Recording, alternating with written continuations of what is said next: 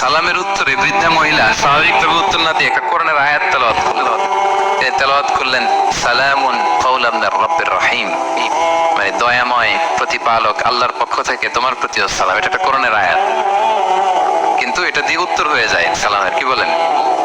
আচ্ছা গেল। এবার আব্দুল্লাহ ইবনে মুবারক জিজ্ঞেস করলেন, মাযা তাসনাঈনা ফি হাযাল মাকান, এখানে কি করেন আপনি, কি করতেছেন একা একা? এই প্রশ্নের উত্তরেও ভদ্রমহিলা একটা কোরআনের আয়াত তেলাওয়াত করে দিলেন। উনি তেলাওয়াত করলেন, ওয়ামাই ইউদ্লিল ফালা হাদিয়া লাহ, মানে আল্লাহ যার পথ ভুলায় দেয় তার এই পথ দেখানোর কেউ নেই। মানে বুঝাইতে চাইলেন আমি পথ হারাই ফেলছি। কি বুঝাইতে চাইলেন? পথ হারাই ফেলছি, মানে উনি এমন ভাবে কোরআনের আয়াত চুজ করে যাতে উত্তর হয়ে যায়। তো এবার উনি জিজ্ঞেস করলেন, আইনা তুরিদিন, পথ হারাই ফেলছেন তো বুঝলাম, আয়াত থেকে এটা বোঝা যায়, তো আপনি কোথায় যাচ্ছেন, ডেস্টিনেশন কোথায়? উনি আবার একটা আয়াত তেলাওয়াত করলেন, সুবহানাল্লাযী আসরা বিআবদিহি লাইলাম মিনাল মাসজিদিল হারামি ইলাল মাসজিদিল আকসা। রাসূল সাল্লাল্লাহু আলাইহি ওয়াসাল্লাম মেরাজের আগে যে ইসরা হয়েছিল, মসজিদুল হারাম থেকে মসজিদুল আকসায় রাসূল সাল্লাল্লাহু আলাইহি ওয়াসাল্লাম আল্লাহ নিয়েছিলেন, এটা তেলাওয়াত করলেন। তো বুঝাতে চাইলেন আমি আপনার মতো হজে আসছিলাম মসজিদুল হারামে, আর যাচ্ছি মসজিদুল আকসা, মানে ফিলিস্তিন আমার বাড়ি। মসজিদুল আকসা কোন দেশে?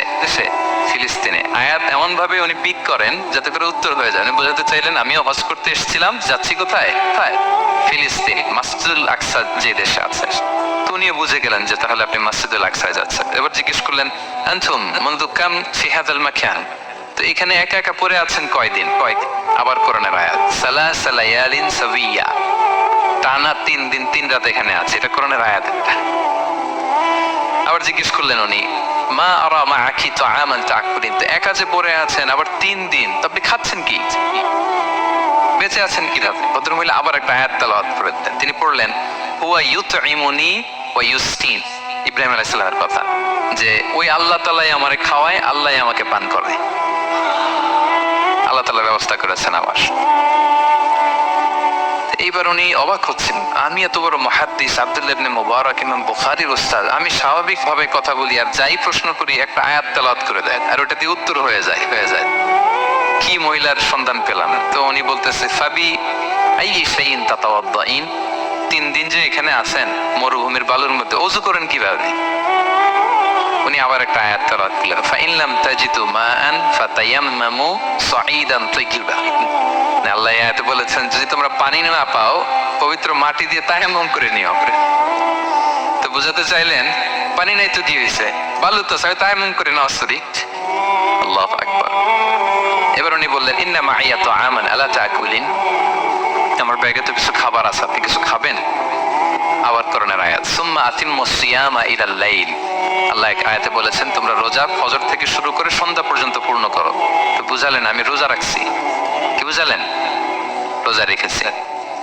এবার উনি একটু মাসালা খাটাইতে চাইলেন, ভাবলেন যে বুড়ি তুমি আমার সাথে শুধু কোরআন দিয়ে উত্তর দিচ্ছ, দাঁড়াও তোমাকে আমি আটকাইতেছি। উনি মাসালা খাটাইলেন যে ফাকুলতু লাহা লাইসা হাযা শাহরু রমাদান, রোজা রাখছেন মানে এটা তো রমজান মাস না, হজ করে ফিরতেছি আমরা জিলহজ মাসের শেষের দিক, কিসের রোজা?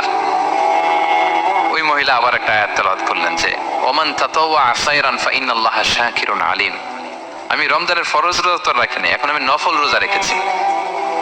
আয়াতের অর্থ হচ্ছে তোমরা নফল যা করো এগুলোর প্রতিদান আল্লাহ তোমাদের বুঝিয়ে দেবে।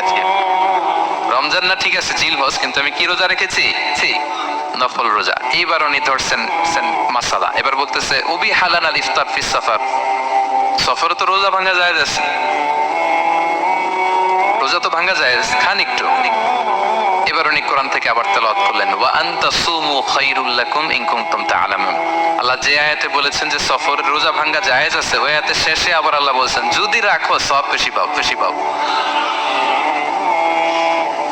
কেউ অসুস্থ হলে রোজা ভাঙবে, সফরের রোজা ভাঙবে, এই আয়াতের শেষে হচ্ছে ওয়া আনতা সুমু খায়রুল লাকুম ইন কুনতুম তা'লামুন, তবে রোজা যদি রাখো এটা ভালো যদি তোমরা বুঝতে।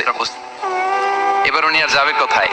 দিশেহারা হয়ে এবার জিজ্ঞেসই করে ফেলছে, লিমাযা লা তুকাল্লিমিনি মিসলা মা উকাল্লিমুকি, আচ্ছা মা এবার বলেন আমি আপনার সাথে যেভাবে কথা বলি আপনি এইভাবে কথা বলেন না কেন? কিছু জিজ্ঞেস করলে কোরআনের আয়াত বলেন না কেন? আমি কথা বলতেছি আপনি আমার সাথে এভাবে কথা বলেন, কিছু জিজ্ঞেস করলে কোরআনের আয়াত কেন? এটার উত্তরে উনি আরেকটা কোরআনের আয়াত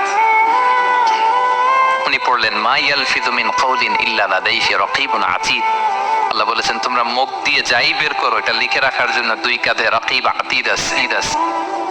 তুলে রাখে তার মানে আমি যে তোমার সাথে কথা বলতেছি প্রত্যেকটাই তো রেকর্ডেড হয়, রেজিস্টার্ড হয়।